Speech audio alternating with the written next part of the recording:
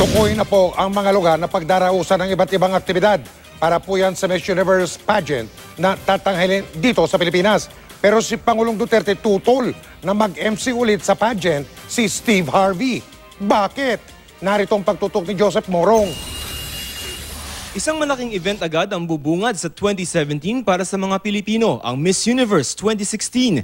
January 30, 2017 sa Mall of Asia Arena, gaganapin ang Coronation Night para sa papalit kay reigning Miss Universe 2015 Pia Wurtzbach. Ayon kay Tourism Secretary Wanda Teo, January 13 pa lamang magsisimula na magsidatingan ng mga kandidata mula sa iba't ibang bansa at ilan sa paggaganapan ng mga pre-pageant activities para hindi masyadong traffic raw sa Metro Manila ay ang mga syudad ng Davao,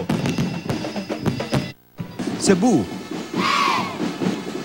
Iloilo at Vigan. Muntikan nang hindi ito gawin sa Pilipinas dahil ayaw raw ni Pangulong Duterte na gumastos pa ang gobyerno dito.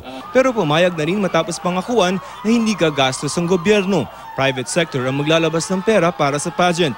$11 milyon ang kailangan para maisagawa ang Miss Universe. Tumutulong raw ang grupo ni dating Ilocos Sur Governor Chavez Singson para makakuha ng pera. I believe he has already raised half of that, which is the requirement of the Miss Universe, 50% down payment.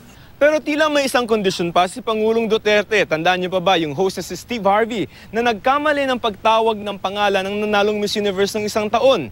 Ayon kay Secretary Teo, ayaw raw ng Pangulo na si Harvey ang mag-host ng Miss Universe dito sa Pilipinas.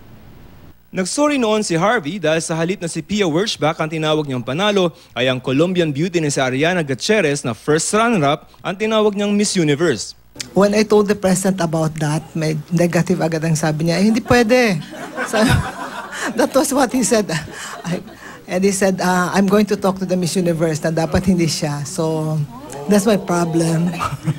Si binibining Pilipinas Universe Maxine Medina ang pambato ng bansa. 2 beses na nag-host ang Pilipinas ng Miss Universe. Una noong 1974, taon matapos manalo ang Miss Universe ni Margie Moran. Huli naman noong 1994 kung saan nanalo si Miss India Susmita Sen. Joseph Morong, Nakatutok 24 Oras.